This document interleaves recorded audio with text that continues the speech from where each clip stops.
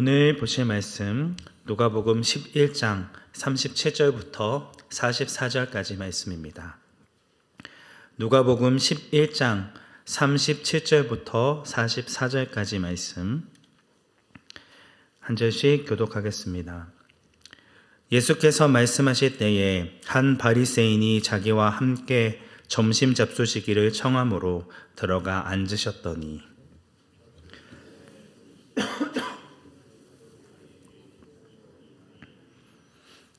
주께서 이르시되 너희 바리새인은 지금 잔과 대접의 겉은 깨끗이 하나 너희 속에는 탐욕과 악독이 가득하도다.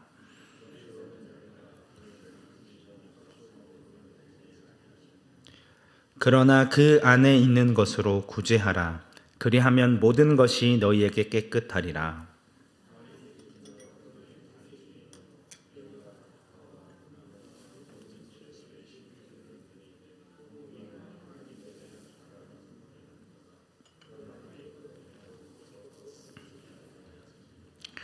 화 있을진저 너희 바리새인이여 너희가 회당의 높은 자리와 시장에서 문안받는 것을 기뻐하는도다. 화 있을진저 너희여 너희는 평토장한 무덤 같아서 그 위를 밟는 사람이 알지 못하느니라. 아멘. 오늘 본문의 말씀은 어떤 바리새인의 집에서 예수님이 사람들과 식사하는 장면에서 시작됩니다. 그런데 예수님은 식사를 하기 전에 손을 씻지 않으십니다. 이 모습을 본 바리새인은 크게 놀라게 됩니다. 본문에 나와 있는 그대로 당시에 손을 씻지 않는 행동은 전혀 이해되어지지 않는 너무나도 이상한 행동이었습니다. 사실 식사 전에 손을 씻는 정결 예식은 구약 율법에 근거한 행동이 아니었습니다. 레위기 15장 11절 말씀을 보시면 유출병이 있는 자에 한해서 손을 씻지 않으면 부정하다라고 말씀하셨습니다. 그러나 이스라엘 백성들은 포로기를 거치면서 제의적인 정결을 일상에 적용하기 시작했습니다. 그래서 바리새인들은 손을 씻는 것과 같은 정결 예식을 기준으로 유대인과 이방인을 구분하기 시작했습니다. 이러한 점에서 이러한 정결 예법은 위생의 문제보다는 신앙 정체성과 관련이 있었습니다. 그런데 예수님은 이러한 관습을 따르지 않으십니다. 정결 예법을 준수하지 않는 것은 다른 손님이나 집안 전체를 부정하게 만든 것이라고 믿었던 이 바리새인들에게 예수님의 모습은 기본적인 예법도 지키지 않는 이방인과 같은 행동을 하신 것입니다. 예수님을 초대한 바리새인은 매우 큰 충격을 받습니다. 하지만 이를 이야기하지는 않지요. 하지만 바리새인의 생각과 반응을 알고 계셨던 예수님은 그를 초대한 자뿐만 아니라 바리새인들 전체를 가리켜 그들의 문제점을 지적하십니다. 예수님은 바리새인들을 어리석은 자들이다 라고 지칭하며 그들은 겉으로 보여지는 모습에서는 깨끗이 하나 그들의 속에는 악독과 탐욕으로 가득하다고 지적하십니다. 42절부터 44절까지의 말씀에서 겉과 속이 다른 그들의 모습을 적나라하게 보여주고 있습니다. 3번에 걸쳐 바리새인들에게 화가 있다, 화 있을진저 라고 선언하십니다. 첫 번째 42절 말씀에서는 바리새인들이 박하와 우낭과 같은 매우 작은 채소 하나하나까지도 빠짐없이 11조를 드리지만 그들은 공의와 하나님에 대한 사랑을 잃어버렸다라고 말씀하고 있습니다. 11조를 드린다는 것은 자신의 소유의 10분의 1을 하나님께 드림으로 나의 모든 것이 하나님께로부터 온 것임을 인정하는 행위입니다. 이렇게 헌금한 11조는 마땅히 이웃을 위해 사용되어야 했음에도 불구하고 그들은 이를 자신의 사리사욕을 채우기 위해 사용합니다. 물론 11조를 드리는 것도 매우 중요한 것이며 엄청난 신앙의 결단이 없이는 하기 힘든 일입니다. 모든 채소에 11조를 매기고 이를 성실히 지키는 그런 겉으로 보여지는 모습을 통해 그들은 자신을 거룩한 자라고 자랑스럽게 생각했습니다. 하지만 여기에서 그쳐서는 안 되며 공의와 하나님께 대한 사랑 역시 함께 가야 합니다. 곧 율법의 본질을 잃어버려서는 안 된다는 것이죠. 하지만 그들은 율법의 본질인 하나님 사랑과 이웃 사랑보다 십계명의 규례를 지키는 것을 더 중요하게 생각했고 여기에 우선순위를 두었습니다. 무엇이 율법의 본질인지 전혀 알지 못하고 있었던 것이죠. 두 번째 43절 말씀에서 바리새인들은 회당의 높은 자리와 시장에서 문안받는 것을 기뻐합니다. 그들은 대중의 인정과 인기를 즐겼습니다. 더 많은 인기와 더 높은 지위를 누리기 위해 종교시설인 회당 앞과 또 사람들이 많이 모이는 시장 앞을 거닐다가 정해진 기도 시간이 되면 그 자리에 무릎을 꿇어 하나님께 기도하였습니다. 자신은 언제 어디서든지 정해진 하나님과의 기도의 시간을 멈추지 않는 거룩한 사람임을 사람들에게 보여주는 외식을 행한 것입니다. 이 외식이라는 단어를 헬라어 원문에서 보면 연기하다라는 뜻을 가지고 있습니다. 그들은 지금 겉으로 보여지는 모습은 너무나도 거룩한 모습이지만 이는 사실상 연기를 하고 있는 것입니다. 정말 하나님을 예배하고 있지 않다는 것이죠. 경배의 대상은 하나님이시고 온전히 하나님께만 집중해야 함에도 불구하고 그들은 사람들의 시선에만 관심을 집중하였습니다. 자신의 신앙을 사회적인 지위와 명예를 충족하는 도구로 사용하고 있다는 것이죠.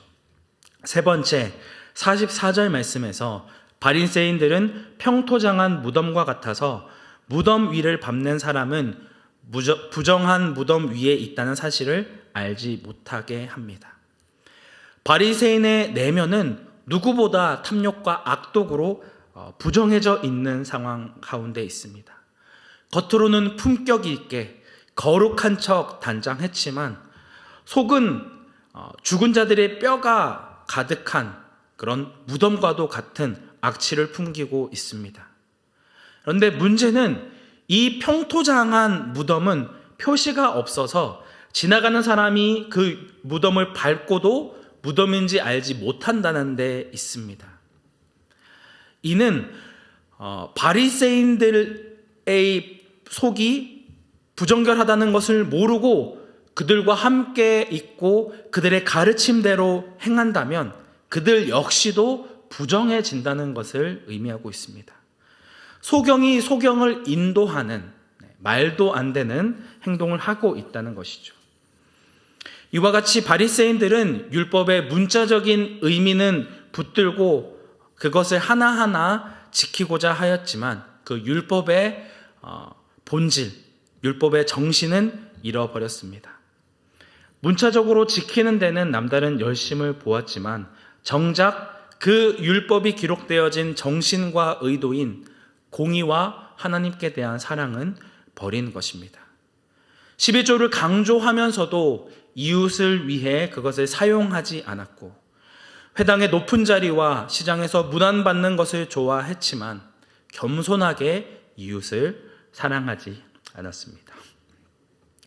그들의 모습은 평토장한 무덤과 같아서 그들의 가르침을 받는 사람들을 부정하게 만들고 있으면서도 그들은 여전히 자신을 의로운 자라 생각하고 있습니다. 스스로는 율법의 본질인 하나님 사랑과 이웃 사랑을 지키려는 고민과 갈등을 하지 않은 채 그것을 백성들에게만 부과시켰습니다. 율법을 해석하면서 더 자세하게, 더 정확하게, 더 많은 규율들을 만들어 하나님의 뜻을 행하고자 하는 대중들에게 그 많은 짐을 떠넘겼습니다. 자신들조차 지킬 수 없는 율법의 짐을 지음으로 율법을 묵상하고 순종하는 기쁨과 자유함을 잃어버리고 죄책감과 패배감에 젖어 살아가도록 만들었습니다. 이것이 곧 하나님의 진노를 피할 수 없는 이유, 하나님께 화를 받는 자의 모습이라 할 수 있는 것이죠. 그렇다면 이들이 화를 피할 수 있는 방법은 없을까요? 그들의 마음 가운데 가득한 탐욕과 악독을 깨끗하게 할 수 있는 방법은 전혀 없는 것일까요? 한 가지 방법이 있습니다. 오늘 본문 41절 말씀 함께 합독하도록 하겠습니다.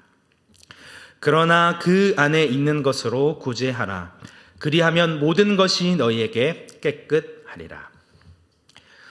너희의 마음속에 탐욕과 악독으로 가득하다 하더라도 마음을 다해 구제한다면 너희 마음의 모든 더럽고 추악한 것들이 깨끗해질 것이라 말씀하십니다.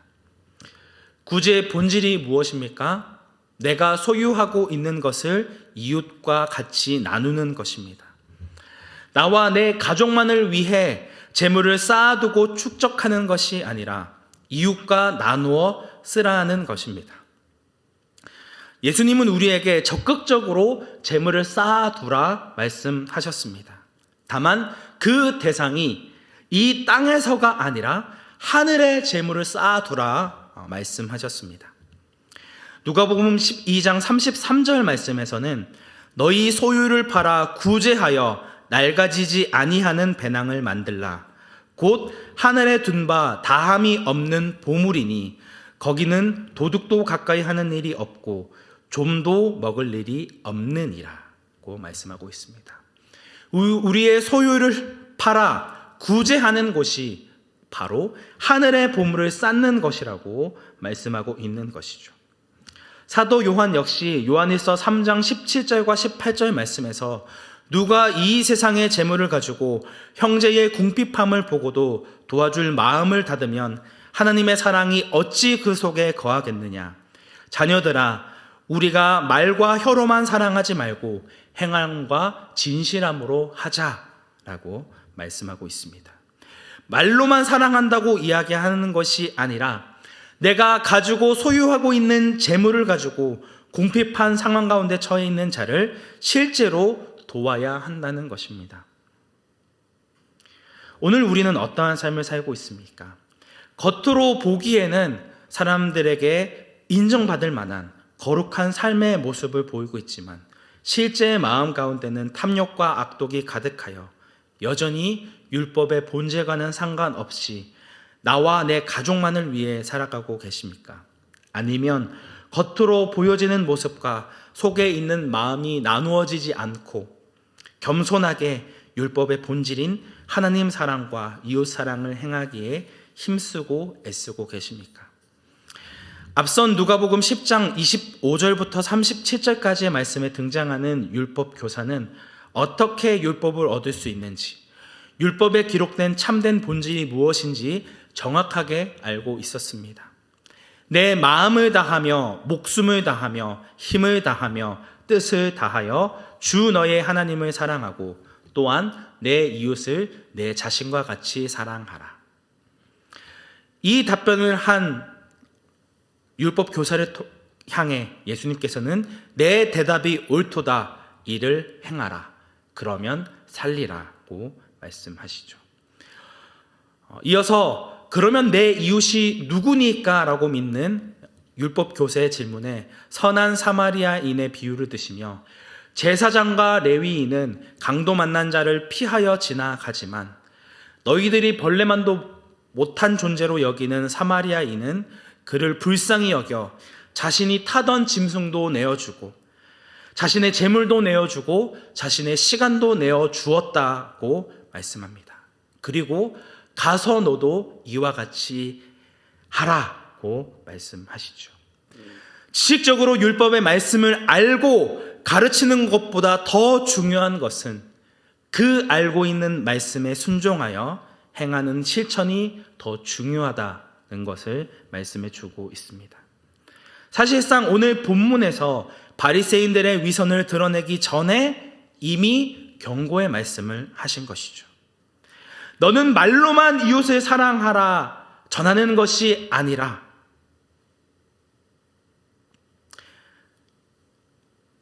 행동으로는 강도 만난 자를 피하여 지나가는, 그러면서 자신의 행동을 정당화하는 제사장과 레위인과 같이 살지 말고 내가 전한 말씀 그대로 마음과 목숨과 힘을 다하여 하나님을 사랑하듯 내 이웃 역시 그와 같이 사랑하고 행하라고 명령하고 있는 것이죠. 오늘 우리의 모습은 어떠합니까? 율법의 본질이 사랑임을, 그 사랑을 구제함으로 보여주는 데 있음을 지식적으로는 알고 있으면서 여전히 그 사랑을 실천하는 일에는 인색해하며 지속적으로 이웃을 사랑하라는 예수님의 명령을 무시하며 외면하고 있지는 않으십니까? 너도 이와 같이 하라는 예수님의 명령을 따라 우리의 도움을 필요로 하는 소외된 자들과 연약한 자들을 위해 우리의 것을 내어주는 구제를 행함으로 우리 마음 가운데 가득한 탐심과 악독을 깨끗이 하시는 온사랑교회 성도님들이 되시기를 주님의 이름으로 축복합니다. 함께 기도하겠습니다. 사람아, 주께서 선한 것이 무엇임을 내게 보이셨나니 여호와께서 내게 구하시는 것은 오직 정의를 행하며 인자를 사랑하며 겸손하게 내 하나님과 함께 행하는 것이 아니냐. 은혜가 충만하신 하나님 아버지, 우리가 지식적으로는 무엇보다 하나님의 말씀의 본질이 무엇인지 잘 알고 있다 외면 이야기하면서도 실제 행동에서는 하나님의 말씀과 전혀 상관없는 내 자신의 악독과 탐심만을 앞세우는 그런 자가 되고 있지는 않은지, 겉으로 보여지는 모습으로만 거룩하다 이야기하며 나는 하나님의 자녀라고 자부하고 있지는 않은지 다시금 우리의 모습을 돌아보기 원합니다. 하나님의 말씀을 순종하여 온전히 그 사랑을 실천하는, 구제함을 통해 우리의 것을 이웃에게 내어주는 그런 사랑을 지식적으로 아는 것에 그치는 것이 아니라 실천하고 행하는 저희들이 되어지기 원합니다. 오늘 하루의 삶 가운데도 그 사랑을 행하며 예수님의 사랑을 증거하는 예수님의 제자 되어지기 원합니다. 우리의 삶을 붙들어 주시고 날마다 주님의 은혜가 아니면 단 한순간도 살 수 없는 자임을 고백하며 그 사랑을 실천하는 거룩한 주의 자녀 되게 하여 주옵소서. 우리의 유일한 소망 되시는 예수님의 이름으로 기도드립니다.